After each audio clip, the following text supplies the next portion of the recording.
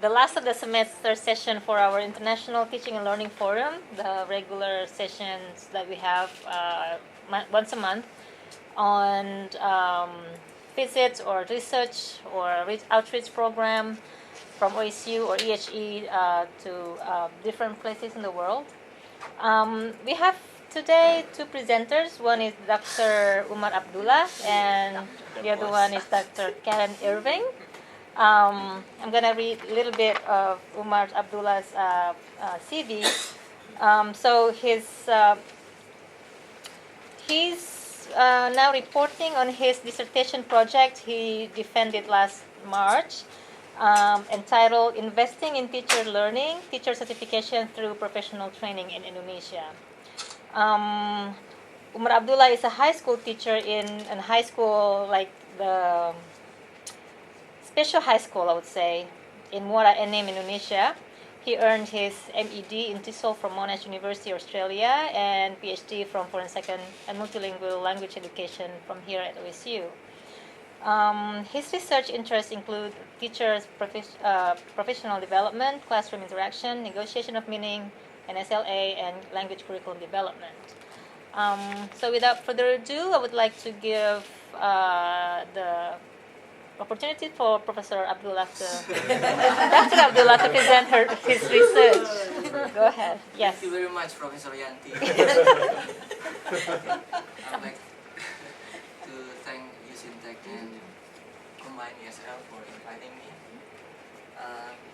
Today I'm going to share some of findings related to my first and second research question of my dissertation. So just share a lot of things going on there. I don't think we have enough time to share. So I focus on the first two research questions. The title of my presentation is Investing in Teacher Learning, Teacher Certification Through Professional Training in Indonesia. In Indonesia, it is commonly known as PLPG, Pendidikan Latihan Profesi Guru. Let me give you a little bit background about my study. So teacher quality has been an issue of national concern in Indonesia. This growing concern because of several factors, including the poor academic performance of Indonesian students in various international tests, and then of course the low competency of teachers. And then teacher certification has been argued to be one of the best way to improve teacher quality, according to several researchers here. And Indonesian government acknowledged the importance of teacher certification program in improving teacher quality. Therefore, since 2007, they begin the implementation of in-service teacher certification program through portfolio assessment.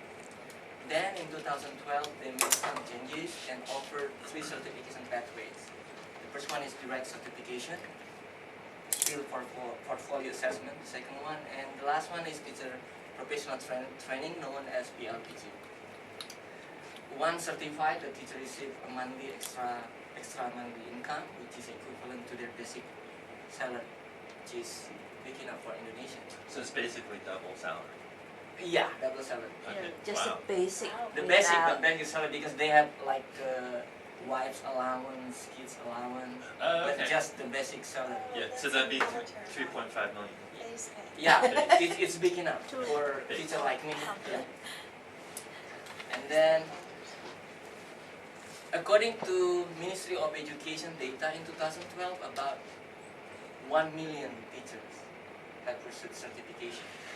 And you can see here about more than 60% pursued their certification through the LPG.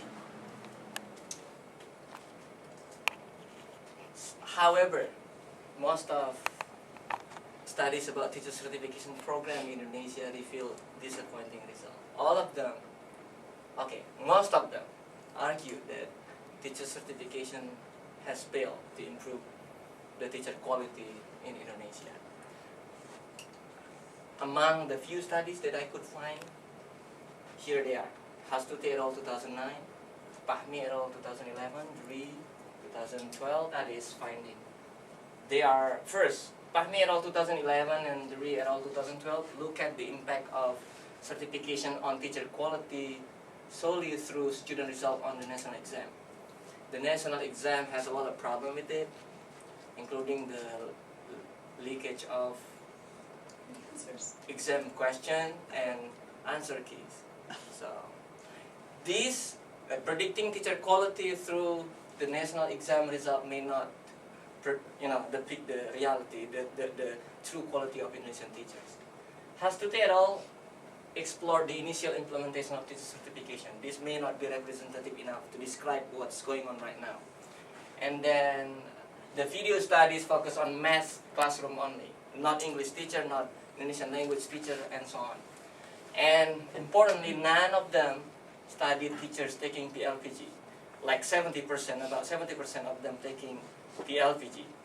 The other criticism I would make about this is, Yes. like, a lot of times these are economists, Oh, absolutely. right? So they're just looking at these national data collection points. Exactly. And that's not, I mean, we have a different Yeah. interpretive lens. Yes, Yeah. yes. Yeah.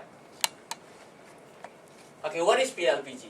PLPG, maybe you are aware of that, but let me share a little bit. It is a 90-hour professional training, lasts for 10 days. It consists of 46 hours of theory and 44 hours of practicum, workshop. Covers professional and pedagogical knowledge and skill. The theoretical materials cover theories and practice of teaching and learning and content knowledge, while the workshop include the development of teaching instruments and peer teaching. So, and it ends with a final competency test. The test consists of two. The first one is national written test. It's multiple choice question. Basically cover content knowledge and pedagogical knowledge. And the local one is in the form of essay. So they have to answer serious question related to pedagogical knowledge. So the teacher must have S1 degree or 4-year college degree or equivalent. If they don't have the degree, they must be at least 50 years old and have 20 years of teaching service. So those teachers, senior teacher, who have been teaching 20 years or over, but have no 4-year college degree may apply for or may join the program. So then they take initial competency test. We call it UKA, UKA. When they pass the test, they can join the training. Otherwise, they have to go back to their district, joining for the training or self-study, and then apply again in the following years. So when they pass, they join the PLPG, and then they take final competency test. When they pass the final competency test, they receive the certificate. Otherwise, they have to go back to their district and apply the programs in the following years. So this program is scheduled until 2015. This year will be the last one. So let me make sure this is for in-service teacher, not for free service teachers. After the year 2015, all pre-service teacher must have program, must have a certification before starting their actual teaching. How it's gonna be, what the form is, it's not clear yet. So hopefully my dissertation can give some input for that. What percentage of teachers in that group failed that first test? In the yellow box. This one? Yes. Oh my God, let me. Was it many or few? You have to give me a number, just sort of. Was this a big pathway, a lot of people going back and starting over, or Yeah. just a handful? They have like cut score. I don't know Right. exactly the number. They have cut score. Okay. But rather than as a gatekeeper, the initial competency test, Yeah. it's like a method of who gonna join the program first and who's gonna join the program later. Later. You know what Okay. I mean? So the aim actually to as the gatekeeper, but it does not work because many Indonesian teachers have low score, like Okay. 30, out of 130 and below. That's the reality what's going on.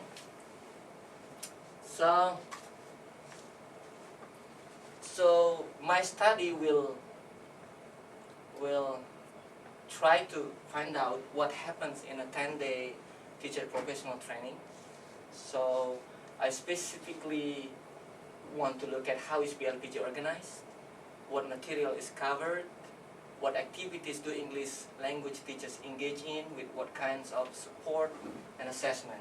And then I also look at what do English language teachers learn during the program, as I observed and as self-reported by the participants. So I use two theories. I have another theory, this concept, but for this two research question, I use these two theories, which are constructivism and social interaction. So these theories, constructivist perspective of learning as a social experience, and Vygotsky, Vygotsky, right? Okay, Vygotsky concept of the interrelation between cognitive development and social interaction helped me examine teacher learning experiences from PLPG certification in relation to collaboration and problem solving. So the second one is adult learning theory. This theory assists me examining how teacher professional development through PLPG certification provides teacher learning experience and activities relevant to their professional needs. Adults will be interested in learning when they think the learning is relevant to their needs. Otherwise, they will not join program or training, something like that. So this is a qualitative study. I use a combination of data collection method, classroom observations, interviews with teachers, teacher daily logs, and training-related documents. So I involved 6 high school English language teachers, and document includes learning materials, training assignment, PLPG instructor and participant rosters, PLPG schedule and list of course offered. And the data were analyzed qualitatively using Hatch 2002, typological and inductive analysis procedures. So let me share a little bit about my qualitative participants profile. I have Agus, Ahmad, Lisa, Risa, Bambang, and Amir, 2 females and 4, of course, male. And then, if you look at here, Amir is the most experienced, teaches 27 years of teaching service. However, he did not have 4-year college degree. He is very experienced and very well, he's very, very experienced, he is very good and, has high English proficiency as well. And Ahmad has 17 years of teaching service, while the rest, like Lisa has like 9 years of teaching service. So let's see the findings. In terms of PLPG administration, this is the first part of the first research question, PLPG organization. So the participants, I observed 2 cohorts. The first cohort consists of 93, 10 elementary school teacher, 57 junior high school teacher, and 26 senior high school teacher.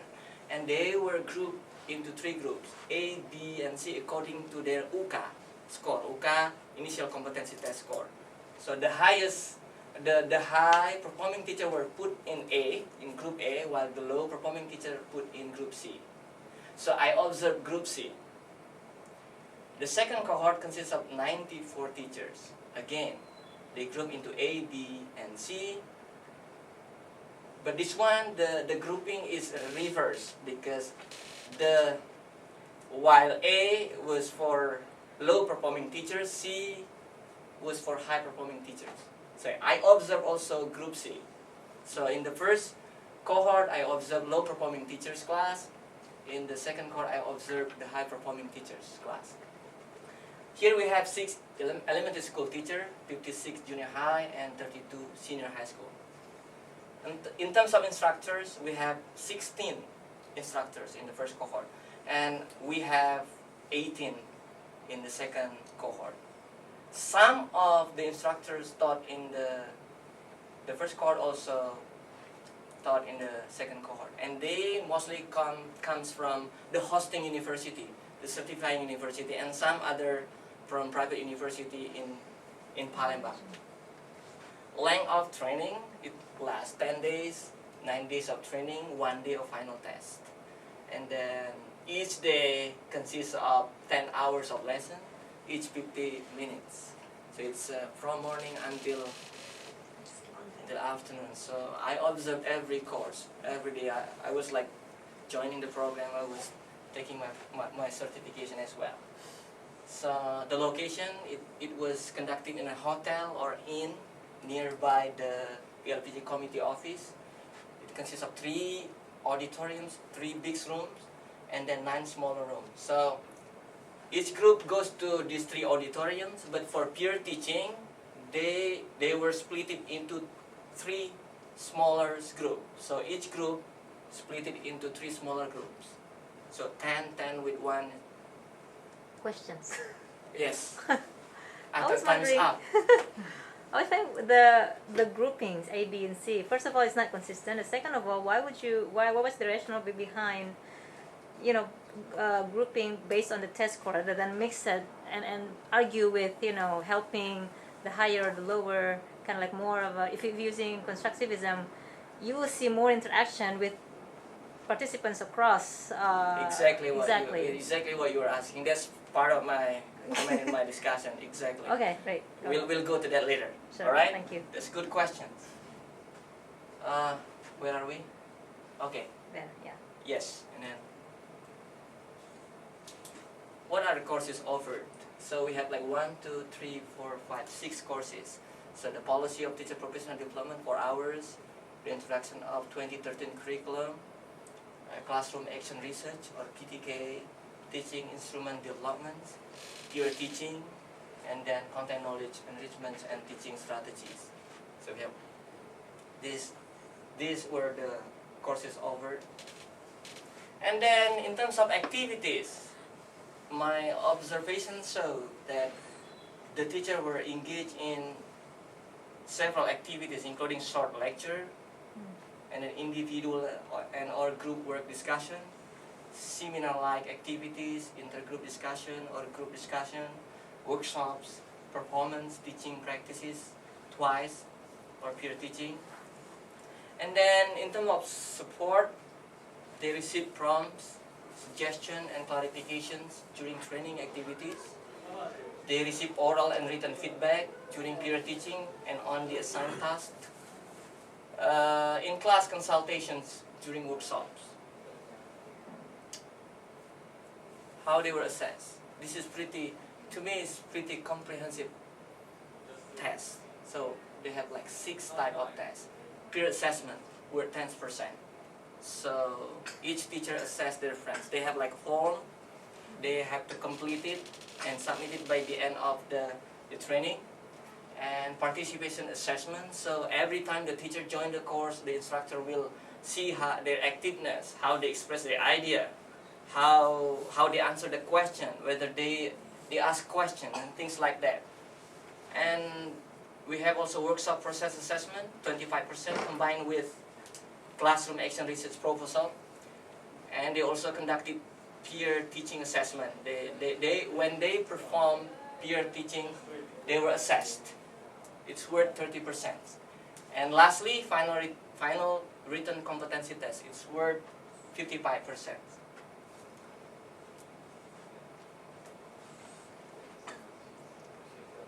What they were learning, as I observed, in terms of professional knowledge or content knowledge, they learn text genre, type of text, such as recount text, argumentative text, narratives. I guess there were around 13 or 15 type of texts they were studying. And then they also introduced to 4 language skill: listening, speaking, reading and writing, and grammar. In terms of pedagogical knowledge, they were informed about language teaching and learning approach, design and procedure. Approach is like grammar translation method, communicative language approach, something like that. And design,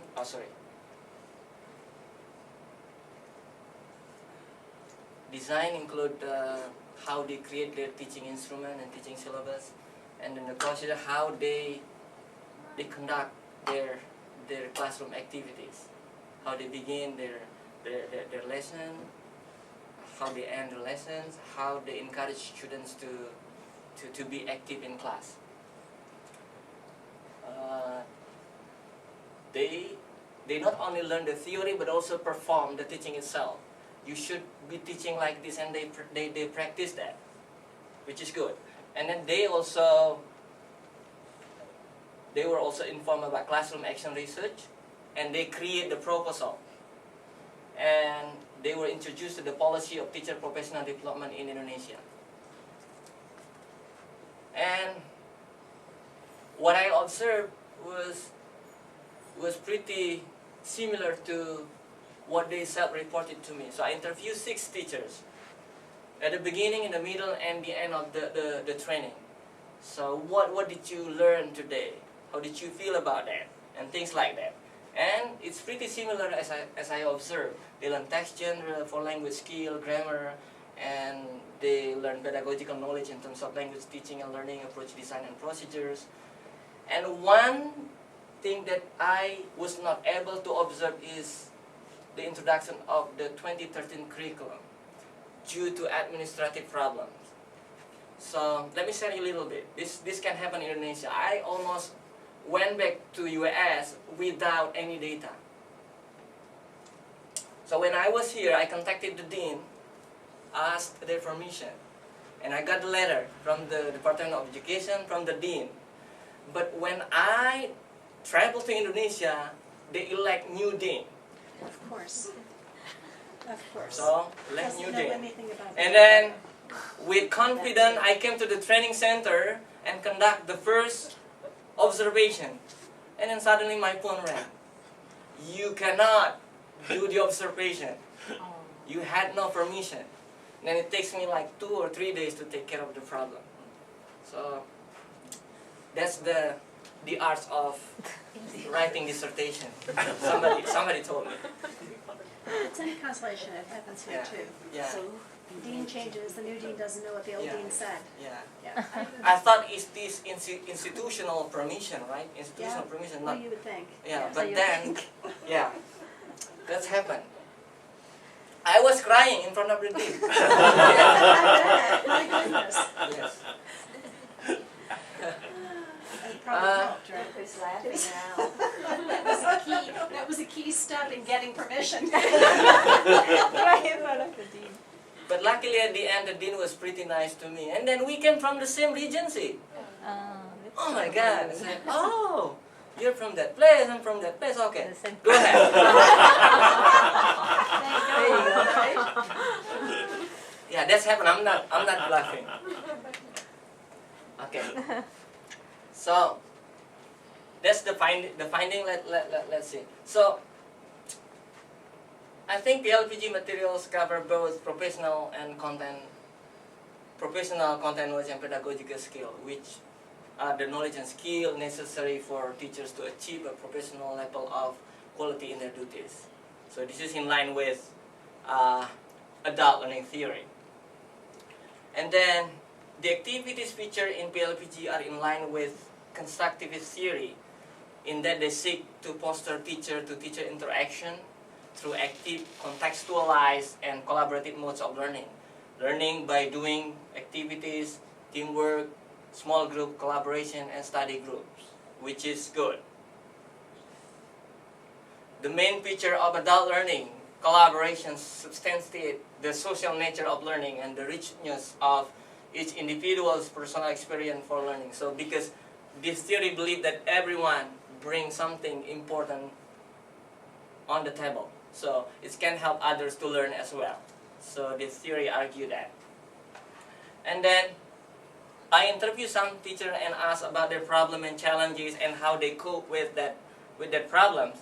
And the teacher rely on collaboration and sharing with fellow PLPG participants, and also feedback from PLPG instructors to cope with problems and challenges during their certification process. So collaboration with more peers, with more capable peers, with more capable teachers, and assistance from PLPG instructors had elevated their ability to complete certification requirements and align with PLPG standard. This is your question. Okay. So each cohort was assigned into 3 groups based not on the grade they taught, but based on their UCA scores. This seems overlook the significant differences in the levels of difficulty and unique challenges to deal with by the teachers. So high school teacher may have different level of difficulty to deal with compared to junior high school and then elementary school. So therefore they require different instructional strategies and classroom management strategies as well. So unless, Professor Yanti, unless there is specific treatment or support, it is better to group the participant according to the grade levels they teach, regardless their UCA score. Variations in terms of UCA score among the group members would permit effective collaborative learning, because interaction and collaboration with more capable peers would optimize the level of potential development of the low-performing teachers. So high-performing teacher can help low-performing teachers. Low-performing teachers can learn from the high-performing teachers. So I guess this answer your question in some ways. You can ask me again later if you are not satisfied. And learning is not an instant process, right? But rather develops over time. PLPG was administered for 90 hours within 10 days. This short time frame provides exposure but does not afford the necessary time for teacher to learn well or digest the amount of knowledge not perfect the skills offered in the program. Yes? I wonder if I was curious if there is a follow-up program after this, a follow-up program, for example, whether it is implemented in school, whether the teacher finds the program is applicable to the school, and what are the obstacles. Is there a follow-up, like monitoring program after this PLPG courses? That's a good question. The fourth research question of my dissertation tried to investigate that. How the training continue to impact their teaching practices. If we have time, I can share that. But most of the teachers implement the learning into their classroom, despite some weaknesses, Some other teachers did not really implement that. But my point is, yes, they have learning experience, but how to translate that into classroom is something different. In the case of Indonesia, I have learned in class, but when I try to implement that in my class, there are a lot of problems that may prevent me from doing so. The facilities, the change of curriculum, and things like that. Yeah, so I guess part of my implication suggests that there should be ongoing teacher professional development to continue the teacher, to support the teacher to continue improve their teaching practices and implement what they have learned in class. So what kind of program, I don't know exactly. It's beyond my research dissertation, but that's good suggestion for my future research. So what kind of support and supervision they conduct, I don't know yet, but those are necessary things to do. Okay. So can I ask a question? Do teachers in Indonesia have to get continuing education units? Like what? So a teacher in Ohio, over a period of so many years, 5 years, has to accumulate a certain number of continuing education units awarded for participating in professional development. You can get it by taking a university course. You can get it if your school decides to bring in a speaker and have a workshop. They can give the professional development to all the teachers in that school based on that experience.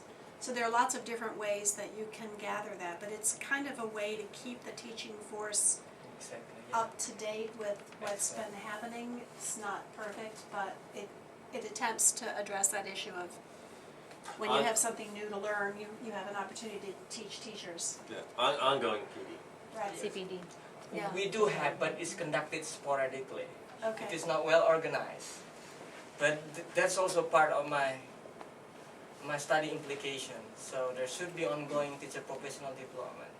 Here it's like researchers argue 50 to 100 hours per year should be good for teacher, ongoing teacher professional development. But we don't have that. We do, during my teaching career, I have like once in a year.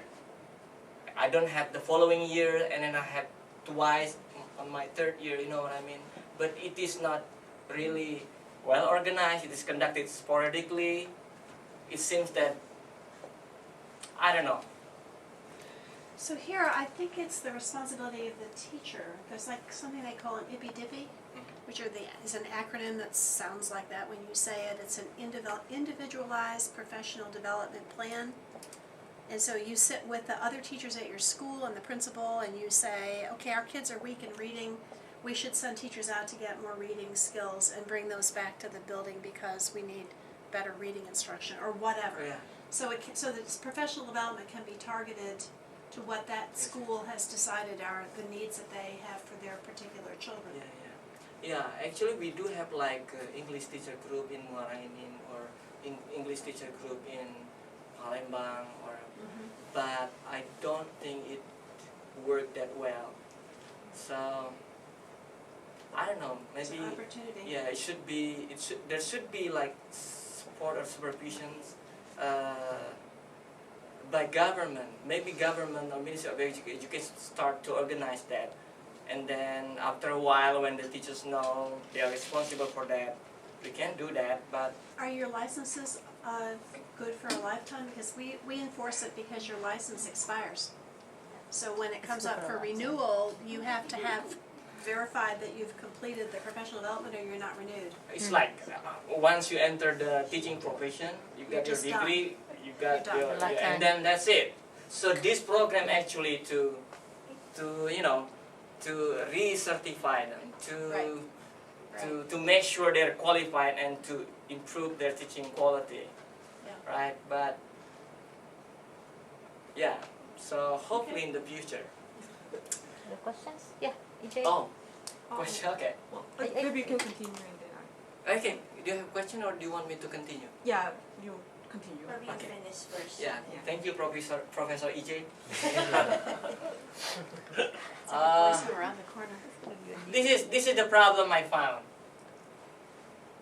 The PLPG committee did not distribute the PLPG material long before the training, a day before the training, which is a problem. The guidebook says it should be sent to the teacher long before the training. And then another thing, the participants were informed that they were accepted as PLPG participants less than a week before the training. They had to take care of administrative document and things like that. And then I asked, did you prepare? No. We prepare for the document, yes, but not for reading or doing, professional reading, something like that. So according to the guidebook of PLPG, they should be informed at least 2 months prior to the PLPG. So I read the document about that. It says like timetable, and then 2 months prior to PLPG, they were informed about their participation. So why this is important? If they had been informed about their participation earlier and received PLPG material long before the program, they would have been able to make more adequate reading preparation for PLPG and competency tests. This process of reading preparation has been argued to be crucial in improving teachers' quality before and during certification process. As it allows teachers to review and analyze their teaching practices, various teaching approaches, and professional knowledge contained in the module. implication. I have several implications, but this is some of them. I think Ministry of Education should redesign the program by taking into account the appropriate time frames for the certification process.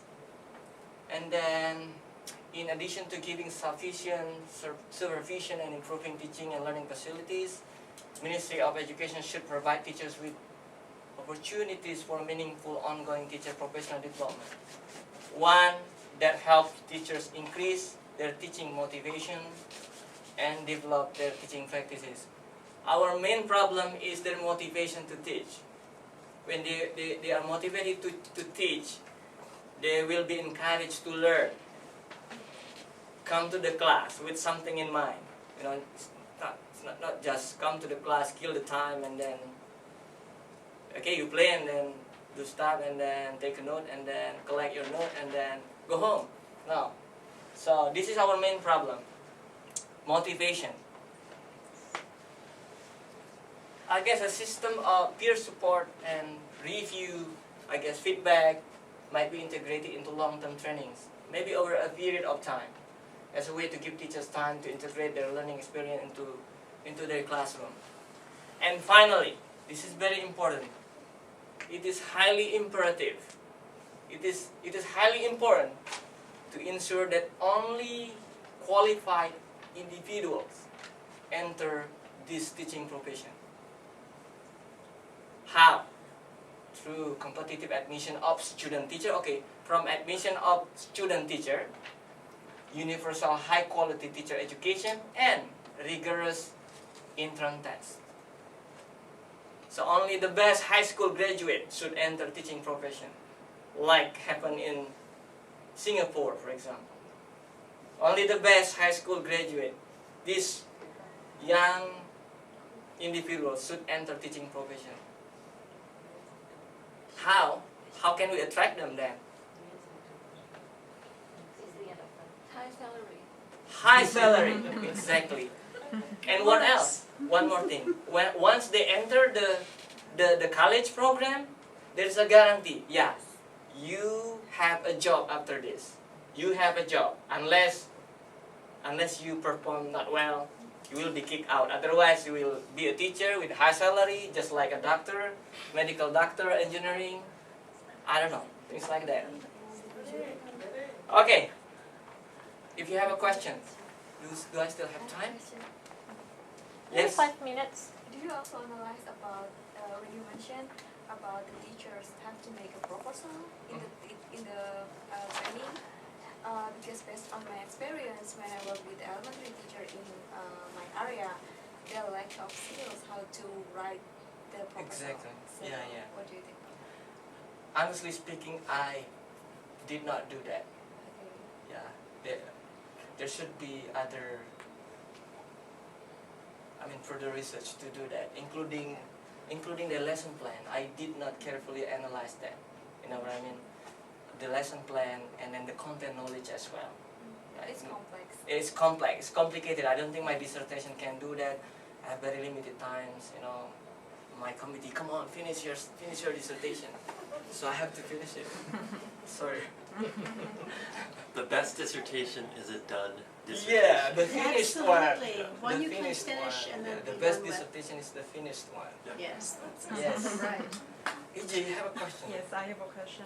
I think I would have missed when you mentioned about the percentage of the grade or certification, and I was wondering about the competence test. How much percentage of the competence test for the whole PRPG program? The competence test You're one? talking about, I guess, this one, right? No. Because they have to take the exit test, right? Exit, yes. Right. So I just want to know how much percentage. I've got some quantitative statistical calculation about that. It is part of my last research question.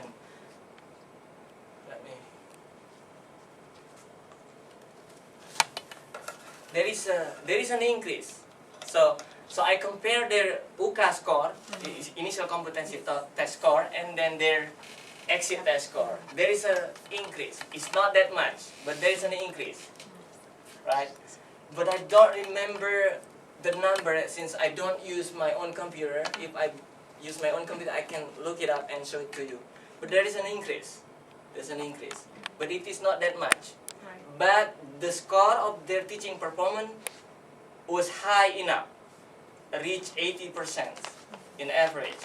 But their exit test probably around 50 or 60, around that, yes. I think there must be two issues. First one is, of course, as you said, the short duration of the time. Mhm. Like for 10 days wouldn't be enough for mastering or improving their English proficiency. That's one thing. And then the other thing is, I think English as a subject is also quite different from other areas of Exactly. study. So in my country, which is South Korea, when we do some teacher training, I think we mostly focus on the Content knowledge. professional knowledge. When you said language skills or grammar, those stuff, and then I found this PLPG is like sounds to me more like balance between professional and Yeah. pedagogical knowledge. That's really good, but again, yeah, I'm just Exactly. wondering because if other teachers in different areas of study, such as social studies or math, they can focus more on content areas, right? However, in particular English teachers, we also have to consider two parts, Yeah. language and then content area. Yeah, that's my concern with PLPG as well. This is not a program to develop teacher competency from the scratch. Teachers should approach the program with some alignment, with minimal alignment to the standard. If they approach the program with very minimal alignment to the standard of accomplished teacher, it's not gonna work. That's why in my final implication, it is imperative only high quality person, high quality, the brightest high school teacher enter this teaching profession. However rigorous the program, however good the program, it is impossible. It is impossible to improve the quality of the teachers. From zero. No, I don't think so. So that's what happened in Indonesia. Everyone can enter the teaching profession. That's our problem. Whoever you are, you can join the teaching as long as you pass the test. We have the problem with the entrance test as well. We have the problem with admission of student teacher. We have the problem with the teacher education as well. So it's very complicated. So, yeah. Thanks. So when you talked earlier about teacher retention, I think we have a problem here in terms of working conditions. So when you do studies of American teacher attrition, teachers who leave the field, either because they move from one school to another school or because they leave their profession entirely, often it's the working conditions that are the reason, not the salary. If the working conditions are difficult, if they're frightened of being in the building, if they can't control the students, they'll quit. They just quit, or they move to the suburbs, or they move to a richer school, or they move to a safer. That's why I thought the support and supervision are very important, either from the principal, school principal, from the colleagues, and from Ministry of Education. Those are very important. Are all students in Indonesia required to attend school? How long do they have to stay in school? 9 How old? years. 9 years. 9 years, right? 9 years, right? Basic education. It's 12 already? 9 years. No, 9. 9 years, yeah, to junior high school. It's compulsory. Right.